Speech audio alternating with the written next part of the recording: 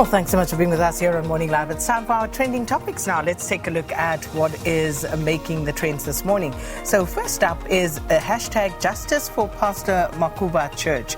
Now, interestingly on this one, I seem to remember this particular story sometime last year where there was an influx of JMPD officials at a church. This was during a stricter level lockdown, I seem to recall, and people had called on law enforcement, who we don't know, but they were called regarding a noise disturbance, as I seem to recall, from the church.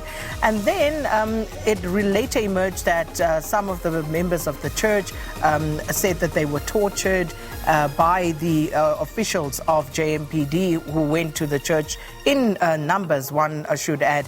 And this morning, just waking up to seeing these messages, Justice for Pastor Makoba Church, and people are questioning why IPID, almost a year later since that particular incident, have not arrested anyone of the JMPD officials whom they claim have brutalized at least 40 worshippers at the church. And this is, of course, accompanied by pictures of some of the injuries allegedly sustained by members of the church. Now, interesting about this also is that it's the same picture that everybody who is on this thread is using, and it reads, "We seek justice for Pastor Makoba's church. Our government did you send them to shoot, torture and injure 40 worshippers? If not, why the silence?" And there's a notice of a commemoration at Unity for this particular event. So this is trending, and quite a number of messages around this particular issue. And I suppose one that warrants a little more information seeking in terms of a follow-up with regard to this particular story. So that's why that one is trending. The next one, of course, is hashtag Cuba. Cuba's trending because the South African government will be making a donation of 50 million rand to the people of Cuba, whom our government says are affected by food security. So as you can imagine, this went down like a lead balloon because South Africans just came out saying, absolutely not. We ourselves are food insecure. We have high unemployment rate. We are the most unequal society in the world. So why then would South Africa make that donation? And, people were bringing out all sorts of comparisons about what is happening, what shouldn't be happening. Some likening this to the South Africa going to the International Monetary Fund, the IMF, and asking for loans and saying, so you go to a loan shark, you ask them for 5,000 rand, and then you come back and you say, well, drinks are on me.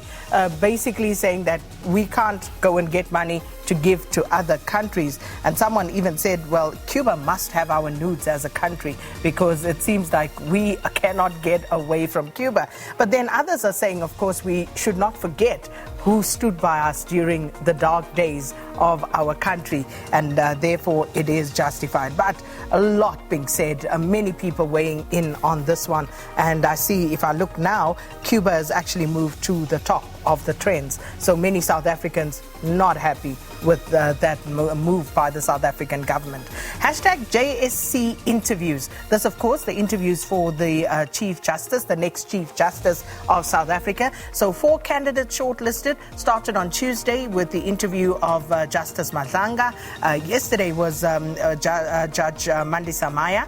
She was being interviewed. Today will be Justice Mlambo. And of course, the final one tomorrow will be the acting Chief Justice, Raymond Zondo. So people just weighing in. And I must say, I've actually spent quite a bit of time watching and listening to these interviews. And it's been very interesting getting to know the candidates a little more intimately in terms of what they do, what they have done, the experience they bring. And they really are just people of absolutely fabulous stature. And I think we'd be lucky to have any one of them, and at least with the 2 that we've seen so far, I must say, very impressive candidates, both justices there, Madlanga and Maya. So it's going to be an interesting one, but I think we'll be safe that's just my 2 cents, regardless of who ultimately gets there. And then hashtag load shedding. Need I say more? Eskom has reintroduced load shedding, stage 2 load shedding, and this is expected to last until Monday next week. And as you can imagine, all the load shedding stories are back. So take your pick. You can go read up on it. But yeah, all the usual frustration about load shedding and what it does. So those are your trending topics for this morning.